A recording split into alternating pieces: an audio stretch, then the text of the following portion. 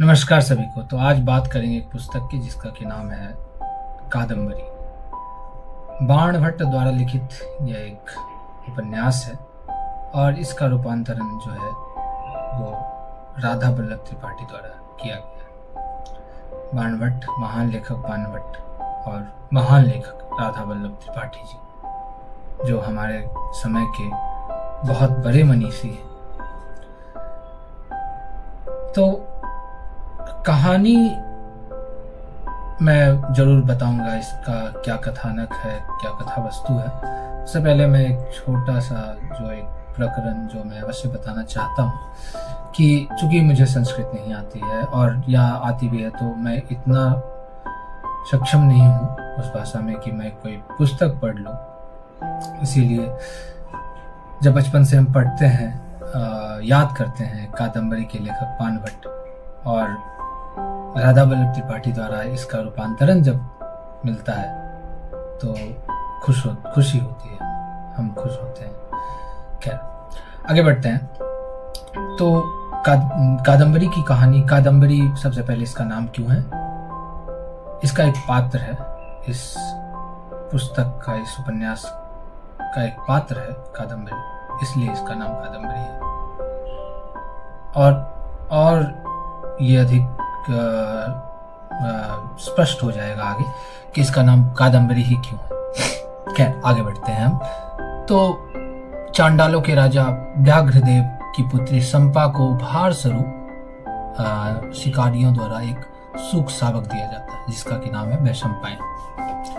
और वैशंपायन जो एक सूक शावक है, उसमें एक अद्भुत क्षमता है। वो काव्य कहता है, वो शास्त्र कहता है। और इस अद्भुत सूक शावक से सब कोई को सुनकर सब आश्चर्यचकित हो जाते हैं। पक्कन का राज, जो चांडालों का राज है, वहाँ एक अजीब कोलाहल है, अजीब अफरा तफरी है कि ये क्या है, ये कौन है। ये मेहनत कशों का राज्य है।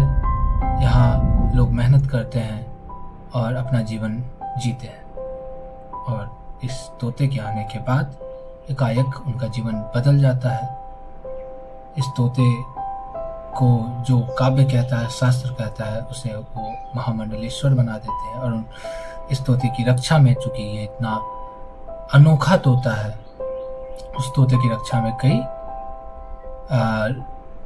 संरक्षक जो है वो खड़े हो जाते हैं। और यही संरक्षक और इनकी अकर्मण्यता जो है पक्कन को बर्बाद कर देती है, भुखमरी के राह पर ले आती है। षड्यंत्रों और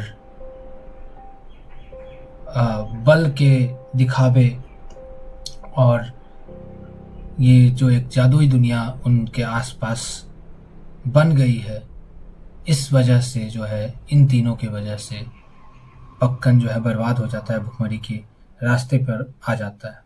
खैर, मैं आगे बढ़ूंगा कहानी में।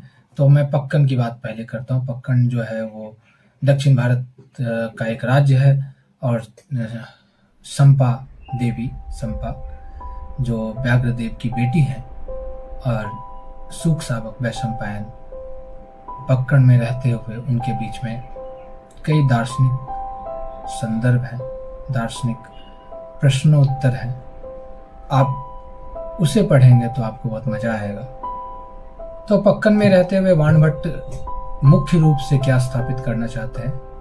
एक बात, वो अपने वक्त को बताते हुए एक जो रूपरेखा, जो रेखांकन वो करना चाहते हैं, वो है कि ब्राह्मण समाज, वैशंपायन, आगे आप जानेंगे कहानी में वैशंपायन क्यों मैं ब्राह्मण कह रहा हूँ, और संपा, चांडालों के राज्य की बेटी, दोनों के बीच में जो बातचीत है, उस बातचीत से ब्राह्मण समाज और चांडालों का समाज कैसे बटा हुआ है, कैसे उन दोनों के बीच बहुत सारी असमानताएं हैं और समानताएं भी क्या है, ये आप समझ पाएंगे। तो इससे आप कादम्बरी से आप बाणभट्ट के वक्त को आंक सकते हैं, समझ सकते हैं। कहते हैं इतिहास जो राजाओं द्वारा लिखित एक अलग तरह का उपन्यास है, लेकिन जब आप कवियों को, लेखकों को पढ़ते हैं, भले ही वहाँ अतिशयोक्ति है, अलंकार ही अलंकार है, लेकिन वहाँ सच भी है, क्योंकि हर लेखक वर्तमान ही लिखता है, भले उसे वह भविष्य या भूत या अतीत किसी की भी ईंट से उस संरचना को खड़ा कर रहा हो। तो भानुभट्ट के वक्त को हम जान पाते हैं संपा और सूक सावक वैशंपायन के बातचीत से। पक्कड़ का राज बर्बाद हो चुका है। व्याघ्रदेव और संपा विदिशा की ओर जा रहे हैं। बीच में कई प्रकरण हैं, कई हमले उन पर होते हैं, उन्हें कई परेशानियां झेलनी पड़ती है, लेकिन तब वह विदिशा पहुंच जाते हैं और कहानी आगे बढ़ती है। बोलने वाला तोता, इतना अनोखा तोता, इतना अद्भुत तोता, तो इसे प्रस्तुत करने के लिए संपा और व्याघ्रदेव दोनों राजा सुद्रक, जो विदिशा के राजा हैं, उनके राजमहल जाते हैं और कहानी यहाँ से और आगे बढ़ती है। कहानी इस प्रकार से आगे बढ़ती है कि वैशंपायन तोता के किस्सों को सुनने के लिए सब राज दरबार में एकत्रित हैं और वैशंपायन अपनी कथा शुरू करता है। वैशंपायन एक सूक सावक, सबसे पहले वो महामुनि जावाली के आश्रम पहुंचता है और जावाली जब इस तोते को देखते, तिर्यक को देखते हैं, तो अपने शिष्यगणों को इसकी कथा सुनाते हैं और इसी कथा को अक्षरशः वैशंपायन उस राजमहल में सुना रहा है। इसीलिए जब आप पढ़ेंगे तो बार बार ऋषि जावाली की चर्चा होगी और ये वैशंपायन के मुख से होगी, वैशंपायन तोते के मुख से होगी। कहानी आगे बढ़ती है। वैशंपायन अपनी कहानी शुरू करता है। कौन है वैशंपायन? वैशंपायन का यह तीसरा जन्म है। वैशंपायन तिर्यक, तोता और वैशंपायन ब्राह्मण, वैशंपायन मंत्री का पुत्र। किस मंत्री का पुत्र? उज्जैनी के महाराज तारापीठ और विलासपति, रानी विलासपति का पुत्र चंद्रापीठ, और चंद्रापीठ का मित्र वैशंपायन। वैशंपायन वहां के महामंत्री का बेटा है। चंद्रापीठ और वैशंपायन दोनों अश्वमेध यात्रा पर हैं और ये पहुंचते हैं हेमकूट। यहाँ चंद्रापीठ की मुलाकात महाश्वेता से होती है और क्रमशः महाश्वेता की परम सखी कादम्बरी से चंद्रापीठ की मुलाकात होती है और चंद्रापीठ और कादम्बरी के बीच में प्रेम स्थापित हो जाता है और फिर कहानी आगे बढ़ती है। कहानी आगे बढ़ती है महाश्वेता की कहानी। महाश्वेता कौन है? अप्सराओं के वंश से है महाश्वेता। हेमकूट के राजा की पुत्री है महाश्वेता और उनकी सखी है कादम्बरी। महाश्वेता अपनी कथा कहती हैं कि भगवान श्वेतकेतु और महालक्ष्मी के पुत्र पुंडरीक, महामुनि पुंडरीक से महाश्वेता को प्रेम हो जाता है और क्रमशः पुंडरीक को भी महाश्वेता से प्रेम हो जाता है। परंतु महाश्वेता के जो पिता हैं उनकी कुछ शर्त है कि पुंडरीक या जो भी उनका जमाई हो वो उनके महल में आकर रहे, हेमकूट में आकर रहे। और इस तरह के कई संदर्भों के कारण पुंडरीक, जो कि वैशंपायन का ही पिछला जन्म है, दो वैशंपायन है, तिर्यक वैशंपायन और मनुष्य वैशंपायन, और उसी मनुष्य वैशंपायन का एक और जन्म है पुंडरीक, उसका वो देह त्याग देता है प्रेम शोक में। और प्रेम शोक में देह त्यागने वक्त ही वह चंद्रमा जो की सुंदरता या कामना का प्रतीक है उसे श्राप दे देता है कि तुम्हारी ही वजह से ये आकर्षण हुआ और इस आकर्षण ने मेरी जान ले ली। और पुंडरीक के ही श्राप से चंद्रमा का मनुष्य के रूप में जन्म होता है जिसका कि नाम है चंद्रापीठ। आप अगर परेशान हो गए इस पूरे सूत्र को मैं जोड़ता जा रहा हूँ, इससे आप अगर परेशान हो गए तो आप पढ़ेंगे तो आप और अधिक समझ जाएंगे। थोड़ा जादुई आपको कहीं कहीं ये लगेगा और अंततः पूरी तरह से ही जादुई लगेगा, लेकिन इस जादू के बीच में एक और जादू है, और कई जादू ये हैं कि इसके शिल्प बहुत सुंदर है। सबसे पहले इस पूरे उपन्यास का शिल्प बहुत सुंदर है। खैर, मैं कौन ही होता हूँ बाणभट्ट के शिल्प की आलोचना करने वाला। और ऊपर से रूपांतरण राधा वल्लभ त्रिपाठी जी ने बहुत ही सुंदर शब्दों में किया है। बहुत ही सुंदर शब्द है और अलंकार बहुत, इसमें सिर्फ रूपक नहीं है, श्लेष नहीं है, यमक नहीं है, उत्प्रेक्षा अलंकार है। मैं पढ़ रहा था तो मैं देख पाया उत्प्रेक्षा अलंकार। कई ऐसे अलंकार हैं जो आज प्रयोग में नहीं लाए जाते हैं, और हर प्रसंग को इतनी सुंदरता से गढ़ा गया है। उसके पीछे जो उसके पेरिफेरी में कहते हैं, जो उसके आसपास, उसके आवरण में, जो कहानी के आवरण में जो एक और कहानी चल रही है, वो बहुत सुंदर है। तो आप पाठक के रूप में उसका आनंद अवश्य ले सकते हैं। खैर, आगे बढ़ते हैं। पुंडरीक की मृत्यु हो जाती है, लेकिन एक और जादुई पहलू कि पुंडरीक का शरीर, चूंकि वो श्वेत केतु और महालक्ष्मी का पुत्र है, इसीलिए उसका शरीर जो है वो, उसका क्षय नहीं होता, वो शरीर वैसा ही रहता है। और श्वेत केतु से उन्हें वरदान मिलता है कि पुंडरीक फिर से अपने शरीर में लौट जाएगा और अपने प्रेमिका महाश्वेता से वो मिल लेगा, उसका मिलन हो जाएगा। और इसी इंतजार में महाश्वेता वहीं हेमकूट के नीचे वो इंतजार कर रही है जहां वो चंद्रापीठ से मिली। कहानी आगे बढ़ती है।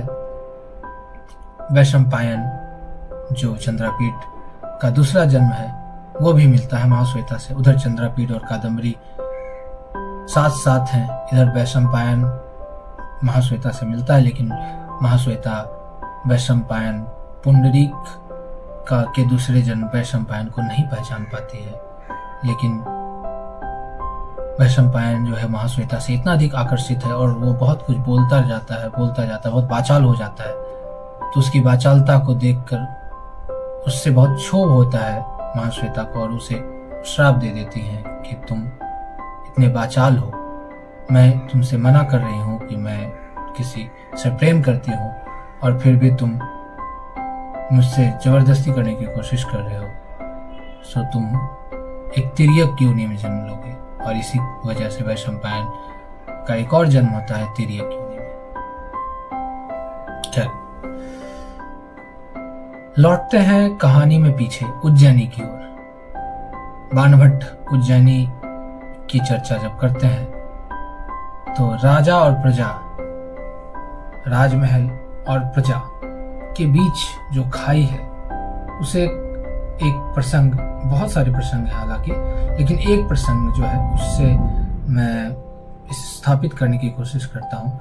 एक भड़भूजे जो भूजा जो होता है, जो भाड़ में भूजा करती है एक स्त्री, उससे चंद्रापीठ जब अपने प्रजा में भ्रमण करता रहता है तो उससे मिलता है। तारापीठ का पुत्र चंद्रापीठ मिलता है, जो चंद्रमा का मनुष्य रूप का अवतार है। और यहाँ बाणभट्ट कहते हैं कि कैसे राजमहल में एक शतरंज चल रहा है और कैसे प्रजा और राजा के बीच में एक बहुत बड़ी खाई स्थापित हो गई है। आज भी जो नजर आती है अमीर और गरीब के बीच में जो एक खाई है, उसी तरह के किसी खाई की बात कर रहे हैं बाणभट्ट। और चंद्रापीठ इससे काफी परेशान होता है, क्षुब्ध होता है, लेकिन वो कुछ नहीं कर सकता है। कहानी आगे बढ़ जाती है। जैसा कि मैंने बताया कि वैशंपायन का एक और अवतार तिर्यक के रूप में होता है, और वो तिर्यक मरणासन्न में होता है। उसी समय जवाली के पुत्र, महामुनि जवाली के पुत्र उसे लेकर अपने आश्रम में आते हैं, और जवाली इस तिर्यक के पूर्व जन्म की कथा कहते हैं, और कहते हैं कि ये कितना मायातुर व्यक्ति है, कितना मोह पास में बंधा हुआ व्यक्ति है। इसकी ऐसी कहानी है, वासना में भ्रमित व्यक्ति है। तो क्या वैशंपायन जाबाली मुनि के आश्रम रह जाता है? नहीं रहता है। क्या वो संपा के नगर पक्कन में रहता है? नहीं रहता है। खैर, मैं एक बात भूल गया, संपा भी जो है वो महालक्ष्मी का मनुष्य के रूप में जन्म है। इसमें कई पूर्व जन्म, अगले जन्म, ऐसी कहानियां हैं, कुछ जादुई कहानियां। हमारे जैसे प्रेमचंद और रेणु के पढ़ने वाले पाठक के लिए जादुई तो है कहानी, लेकिन जादुई होते हुए भी कहानी की सुंदरता यही है कि इसमें कुछ भी आप कभी भी ऐसा नहीं लगता आपको कि सूत्र कहीं ढीले हो गए। सूत्र हमेशा कसे रहते हैं, अलंकार बहुत सुंदर है, बीच बीच में दर्शन आता रहता है। कहानी कहने का अर्थ बाणभट्ट का सिर्फ कहानी कहना नहीं, उस समय के समाज और दर्शन को अपने द्वारा, जो एक हर लेखक का स्थापित दर्शन होता है, उसके द्वारा जो वो अर्जित करता है अपने जीवन में, जीवन दर्शन, उसे स्थापित करने की कोशिश करते हैं बाणभट्ट। और इस तरह से कहानी आगे बढ़ जाती है। तो वैशंपायन जो राजा शूद्रक को अपनी कहानी सुना रहा है, उसका क्या होता है अंततः जो होता है उससे पहले एक छोटी सी कहानी। इधर चंद्रापीठ कादम्बरी के प्रेम पास में रहता है और फिर उसे लौटना पड़ता है उज्जैनी बहुत दिनों तक रह जाता है और फिर वो कादम्बरी से मिलना चाहता है। और फिर प्रेम शोक में चंद्रापीठ हेमकूट पहुंचते पहुंचते वो भी शरीर त्याग देता है। लेकिन चूंकि वह भी एक भगवान, एक ईश्वर का मानव जन्म है, इसीलिए वह उसका भी शरीर क्षय नहीं होता, वह भी स्वशरीर रहता है। और इस प्रकार अंततः चंद्रापीठ अपने चंद्र रूप में और वैशंपायन अपने पुंडरीक रूप में आ जाते हैं और कहानी खत्म हो जाती है। और संपा अंततः वैशंपायन को बता देती है कि मैं ही वही तुम्हारी माता महालक्ष्मी। और कहानी इस तरह खत्म हो जाती है। कहानी खत्म करने से पहले बाणभट्ट एक कथन कहते हैं, एक लंबा सा वाक्य नहीं कहूँगा, एक लंबा सा संदर्भ है, मैं इसे पढ़ देता हूँ और उसके बाद मैं इस समीक्षा को समाप्त कर दूंगा। वैशंपायन का कथन है, मेरी कथा में 4 विश्व हैं। एक विश्व हेमकूट नगरी में बसा हुआ है, वह स्वर्ग है, भोग भूमि है, महाश्वेता का नगर, जहाँ उसके माता पिता गौरी और हंस है, वह भी ऐसी ही भूमि है, इसलिए मैं वहां नहीं गया था। प्रेम मैंने किया था महाश्वेता से, पर वह भोग भूमि में प्रतिफलित नहीं हो सकता था मेरा प्रेम।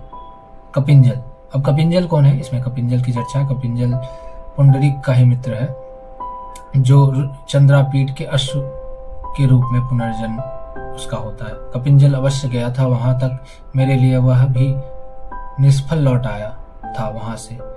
दूसरा विश्व जावाली के आश्रम का है, वहां भोग नहीं है, त्याग और समर्पण है, वहां व्यक्तित्व केवल भगवान जावाली का है। उसके प्रति प्रणत होने में ही इस विश्व की सार्थकता है। मैं भगवान जावाली के प्रति समर्पित नहीं हो सकता था, अतः यह विश्व भी मेरे लिए नहीं था।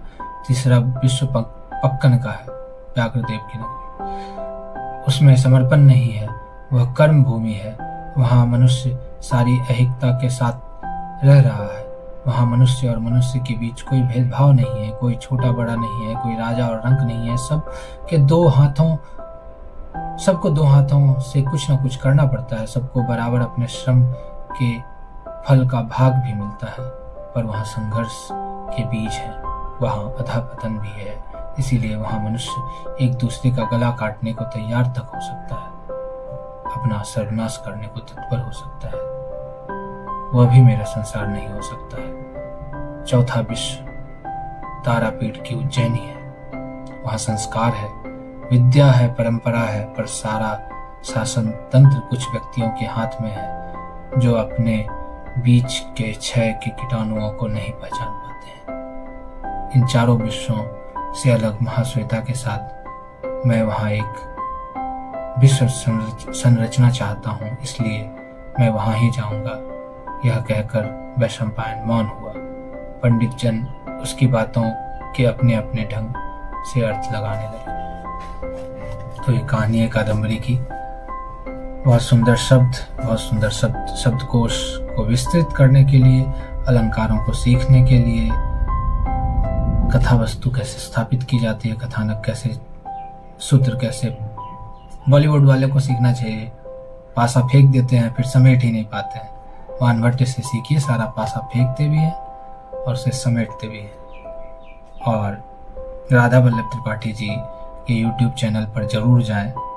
बहुत बड़े मनीषी हैं हमारे वक्त के, और मैं भी कभी न कभी उधर जाता रहता हूँ, उनको सुनता रहता हूँ। हमारा सौभाग्य है कि वैसे मनीषी हमारे वक्त में हैं। विनोद कुमार शुक्ल के जाने के बाद हम उनकी बहुत चर्चा करते हैं और विनोद कुमार शुक्ल को अब लोग पढ़ने लगे हैं। लेकिन अच्छा होगा अगर कवि या लेखक के जीवित रहते उन्हें पढ़ा जाए, तो अवश्य इस पुस्तक को पढ़ें।